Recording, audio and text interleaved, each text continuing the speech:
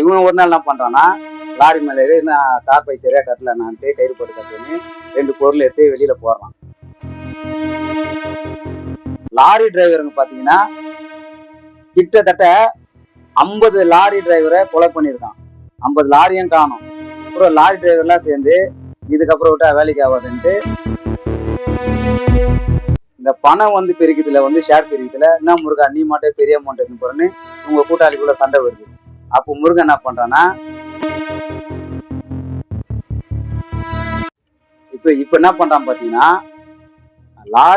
லாரியை கடத்தின்னு போயிட்டு லாரி டிரைவரை கொலை பண்ணிட்டு அந்த லாரியை வச்சு கைலங்கல்ல போட்டு ஊர்ல இருக்கிற ஒரு 10 பசங்களை பிரெயின் வாஷ் பண்ணி நம்ம வந்து லாரியில போய் திருடலான்னு சொல்லிட்டு அவனில் எனக்கு கூட்டு சேர்த்துக்கிறான். இந்த வேலை அது மட்டும் இல்லாம இவன் என்ன பண்றான் பாத்தீங்கன்னா, ஆர்பார்லயே பாத்தீங்கன்னா ஒரு ஒரு ஆளை வைக்கிறாங்க. அப்போ 80ஸ்ல பாத்தீங்கன்னா லாரி டிரைவர் பொண்டாட்டிங்களா பாத்தீங்கன்னா இந்த சமயபுரம் கோயிலுக்கு போயிட்டு மாரியம்மன் கோயிலுக்கு தாலியை வச்சு வேண்டுறாங்க. ஏன்னா இந்த லாரி ஓனர்ஸ் எல்லாம் சேர்ந்து ஒரு பிளான் பண்றாங்க. சிங்கிளா லாரி போனா தானே வந்து இவன் திருடுறான்னு மொத்தமா 10 லாரியா சேர்ந்து அப்படியே டிராவல் பண்றாங்க. போலீஸால கரெக்டா வந்து கெஸ் பண்ண முடியல, ட்ராக் பண்ண முடியல. ஏன்னா எந்த லிமிட்ல நடக்குதுன்னு தெரியல. அதனால போலீஸை இதை வந்து கரெக்டா வந்து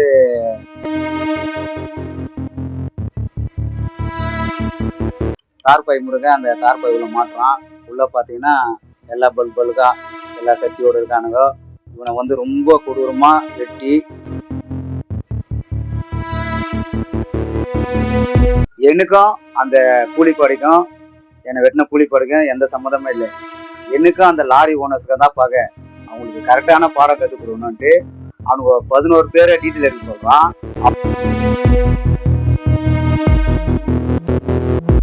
நீதிபதி கிட்ட போயிட்டு தார்பாய் முருகனே போயிட்டு அந்த 11 பேரை நான் தான் கொலை பண்ணேன்ட்டு சொல்றான். ஆனா நீதிபதி அதை வந்து ஏத்துக்கல. ஏன்னா இவனே கை கால் வராம ஆளே ஒரு மனநிலை பாதிக்கப்பட்டு மாரிக்கிறான். கொஞ்ச காலத்திலேயே அவன் வந்து ஒரு பித்து பூச்சி ஒரு மென்டல் ஆயிட்டு தார்பாய் கட்டுறா கம்ப்யூட்டர் ஏறா திருடுறான்னு அப்படியே மனநிலை பாதிப்பட்டு நோய் வாய்ப்பட்டு இறந்து போறான். இந்த தார்பாய் முருகன் கதை கேட்கும் போது உங்க மைண்ட்லயே போட்டிருக்கோம் இந்த கதையை எங்கேயே கேட்டிருக்கேன்னு. வேற எதுவும் இல்லை. நெடுஞ்சாலைன்னு ஒரு திரைப்படம் வந்துச்சு இல்லையா, அந்த படம் தான் இது. அவன் கடைசி நேரத்துல ஒரு மனநோயாளியாகி நோய்வாய்ப்பட்டு இறந்து போனான். இந்த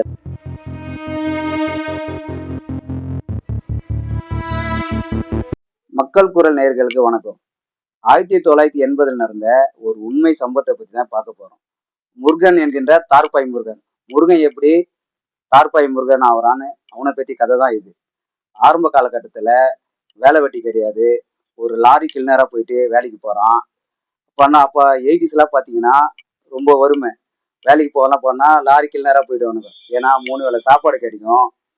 லாரியிலே தங்கிக்கலாம், போற வழியில குளிச்சுக்கலாம், டாய்லெட் போய்க்கலாம். இப்படிதான் வாழ்க்கையை ஸ்டார்ட் பண்றான்.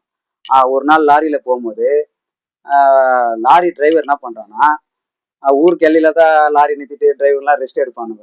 அந்த டைம்ல லாரி டிரைவரு லாரி மேல ஏறி 2 பொருளை திருடுறான். இதை பார்த்த முருகன், என்னன்னா நீ பண்ணது தப்பு இல்லையாண்ணா, ஏன்னா சொன்னேன். ஒரு லோடு ஃபுல்லா எவ்வளவு பொருள் போகுது, இது எல்லாமே பாத்தீங்கன்னா ஆர்பார்ல இருந்து இவங்க லாரில எடுத்துட்டு வருது. எவ்வளவு பொருள் வருது, இல்ல 2 பொருள் நம்ம எடுத்து தப்பு இல்லடான்னு இவனுக்கு ஒரு 200 ரூபாய் கையில கொடுக்குறான். அதை குருவ மிஞ்சிய சிஷ்யம் மாரி இவன் அதை மைண்ட்ல வச்சுன்னு இவன் ஒரு நாள் என்ன பண்றான்னா, லாரி மேல ஏறி நான் தார்பை சரியா கட்டலன்னான்ட்டு கயிறு போட்டு கட்டுன்னு 2 பொருள் எடுத்து வெளியில போடுறான். அந்த பொருள் எடுத்துன்னு போயிட்டு வெளியில மார்க்கெட்ல விற்கிறான். அந்த 2 பொருளோட ரேட்டு 60,000 ரூபாய். அந்த 2 பொருள் என்னன்னு பாத்தீங்கன்னா கம்ப்யூட்டர். அந்த 80ஸ்லாம் பாத்தீங்கன்னா 60,000 ரூபாய் வந்து ஒரு பெரிய அமௌண்ட். அதுக்கப்புறம் இவன் பிளான் பண்றான், நம்ம ஏதாவது பணம் சம்பாதிக்கிற ஐடியா வருது. ஒரு கூட்டத்தையே செட் பண்றான். ஃபர்ஸ்ட் ஒருத்தனை ஒரு கூட்டாளியா செட் பண்றான். ஒருத்தனை வச்சுன்னு அப்படியே இந்த திட்டு வேலை பண்றான். காலப்போக்கில் பாத்தீங்கன்னா ஊர்ல இருக்கிற ஒரு 10 பசங்களை பிரெயின் வாஷ் பண்ணி நம்ம வந்து லாரியில போய் திருடலான்னு சொல்லிட்டு அவனில் எனக்கு கூட்டு சேர்த்துக்கிறான். இந்த வேலை அது மட்டும் இல்லாம இவன் என்ன பண்றான் பாத்தீங்கன்னா ஆர்பார்லயே பாத்தீங்கன்னா ஒரு ஒரு ஆளை வைக்கிறாங்க. ஒரு ஏஜென்ட் மாரி வைக்கிறான். ஏன்னா ஒரு நாளைக்கு கம்ப்யூட்டர் வருது, பெரிய அமௌண்ட் வருது, பெரிய பொருள் வருது. ஒரு சில நாள் பார்த்தீங்கன்னா சாதாரணமா வந்து பேஸ்ட்டு, ப்ரஷ்ஷு, மளிகை சாமான் அதெல்லாம் வந்து பிரயோஜனம் கிடையாது. இவர் வந்து ஒரு 15 பேருக்கு வந்து ஒரு லேபர் கொடுக்கணும். என்ன பண்ணுவாரு? இப்படிதான் போயின்னு இருக்கு. போயின்னு இருக்கும்போது பார்த்தீங்கன்னா, கரெக்டா வந்து அந்த ஆர்பார்ல இருக்கிறவன் கரெக்டா ரூட் கொடுக்குறான். 1லேருந்து 10ஆம் தேதி பார்த்தீங்கன்னா, அது சம்பள டேட். இப்பதான் பார்த்தீங்கன்னா, அது இஎம்ஐ டேட் ஆயிடுச்சு. எல்லா கடைக்காரங்களாம். அந்த டைம்ல பார்த்தீங்கன்னா, அந்த 1லேருந்து 10 மட்டும் கரெக்டா அவன் ரூட் எடுத்து கொடுக்குறான். இவர் பிளான் பண்ணி பெரிய பெரிய பொருளெல்லாம் வந்து அஹ் க கடையில எடுத்து வித்து அதை பணமாக்குறானுங்க. இப்பதான் ஒரு சிக்கல் வருது. இந்த பணம் வந்து பிரிக்கிறதுல வந்து ஷேர் பிரிக்கிறதுல என்ன முருகா நீ மட்டும் பெரிய அமௌண்ட் எடுத்து போறேன்னு இவங்க கூட்டாளிக்குள்ள சண்டை வருது. அப்போ முருகன் என்ன பண்றான்னா அவ கூட்டாளியே பகிச்சுக்க முடியாது. அதனால ரூட்டை மாத்தலாம். இப்ப இப்ப என்ன பண்றான் பாத்தீங்கன்னா லாரி லாரியை கடத்தின்னு போயிட்டு லாரி டிரைவரை கொலை பண்ணிட்டு அந்த லாரியை வச்சு கைலங்கல்ல போட்டு பெரிய லெவல்ல சம்பாதிக்கிறான்.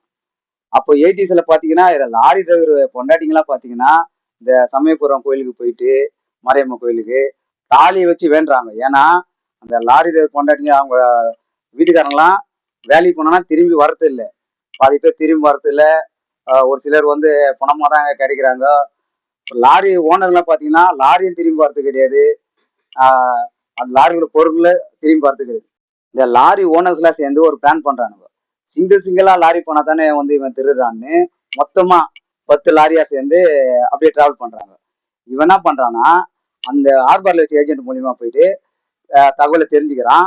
ஒரு 4 நாள் மொத்தமா 10 லாரி வந்தா அப்ப இவனுக்கு திருட போக மாட்டானுங்க. ஒரு 5வது நாள் வந்து லாரி சிங்கிளா வரும்போது அப்ப அட்டாக் பண்றானுங்க. இவனுக்கு எப்படி திருடுறானுங்க அதே சொல்றேன். அப்போ 80ஸ்லாம் பாத்தீங்கன்னா ரோடெல்லாம் பாத்தீங்கன்னா இப்பயே அப்படிதான் இருக்கும். சில இதெல்லாம் பள்ளம மேடமா இருக்கும். ரொம்ப ஃபாஸ்டா போக முடியாது. ஏன்னா லாரி அந்த சேஸ் இதெல்லாம் உடஞ்சிடாது. ஏன்னா ஹெவி லோடு. இவனுக்கு பாத்தீங்கன்னா மரத்துல தான் அந்த மரத்து மேல இப்ப கூட பாத்தீங்கன்னா இங்கதான் அவ்வளவு மரங்க இருக்குது அவ்வளவு இல்லை. இந்த மதுராந்தகம் தாண்டி இந்த சித்தாம்பூர் சுண்ணாம்பு எல்லாம் பாத்தீங்கன்னா சிங்கிள் ரோடு ஃபுல்லா அடர்த்தியா மரம் இருக்கும். இந்த மரத்துலதான் இவனுக்கு ஏறி உள்ள குதிக்கிறானுங்க. குதிச்சு அந்த தார்பையை கட் பண்ணி அப்படிதான் திருடுறானுங்க. இவனுக்கு தெரியுது தார்பை முருகனுக்கு தெரியுது எது வரைக்கும் மரம் இருக்கும். அதுக்கப்புறம் சிட்டி எந்த அளவுக்கு அவுட்ரு காலியா ரோடு இருக்கான்னு கரெக்டா மரத்துல குதிச்சு முடிஞ்ச அளவுக்கு எல்லா பொருளையும் திருடுறான். கிட்டத்தட்ட இந்தியா ஃபுல்லாவே உனக்கு மேப் தெரியுது. எங்கெல்லாம் மரங்கள் அடர்த்தியாகுது, எங்கெல்லாம் ரோடு சரியில்லை, அதெல்லாம் டார்கெட் பண்ணி பெரிய லெவல்ல சம்பாதிக்கிறான். நல்ல பொருளாதாரமா வருது. ஊர்ல வந்து நான் ஆர்பர்ல வேலை செய்யறேன்னு சொல்லிட்டு கல்யாணமா பண்ணிக்கிறான். இப்படிதான் போகுது. லாரி டிரைவருங்க பாத்தீங்கன்னா கிட்டத்தட்ட 50 லாரி டிரைவரை கொலை பண்ணியிருக்கான். 50 லாரியும் காணும். அப்புறம் லாரி டிரைவர்லாம் சேர்ந்து இதுக்கப்புறம் விட்டா வேலைக்கு ஆகாதுன்ட்டு இவன் தான்ட்டு கண்டுபிடிச்சிடறானுங்க. லாரி ஓனங்களா சேர்ந்து போலீஸ்ல கம்ப்ளைண்ட் கொடுக்குறாங்க. போலீஸால கரெக்டா வந்து கெஸ் பண்ண முடியல, ட்ராக் பண்ண முடியல. ஏன்னா எந்த லிமிட்ல நடக்குதுன்னு தெரியல. அதனால போலீஸை இதை வந்து கரெக்டா வந்து விசாரிக்க முடியல. அதுக்கப்புறம் லாரி ஓனர்ஸ் எல்லாம் வந்து பிளான் பண்றானுங்க. ஏன்னா லாரி ஓனர்ஸ்னாலே ஒரு லாரி 2 லாரி வச்சுக்க மாட்டான். ஒரு 5 லாரி 10 லாரி அவனுக்கு பின்னாடி அரசியல் சப்போர்ட் இருக்கும், ரவுடிசன் சப்போர்ட் இருக்கும். இவனுக்கு எல்லாமே சேர்ந்து ஒரு கூலிப்படை ரெடி பண்றானுங்க. ரெடி பண்ணி ஒரு லாரிலையும் 10 பேர் அழகா தார் பை செட் பண்ணிட்டு உள்ள லோடு மாரி செட் பண்ணி வச்சுட்டு கரெக்டா பிளான் பண்றானுங்க. அதுக்கேற்ற மாரி தார்பாய் முருகன் இன்னும் 2 பேரும் உள்ள குதிக்கிறானுங்க. கூட இந்த 2 பேர் எஸ்கேப் ஆயிடுறானுங்க. தார்பாய் முருகன் அந்த தார்பாய் உள்ள மாட்டுறான். உள்ள பாத்தீங்கன்னா எல்லா பல்கா எல்லா கத்தியோடு இருக்கானுங்க.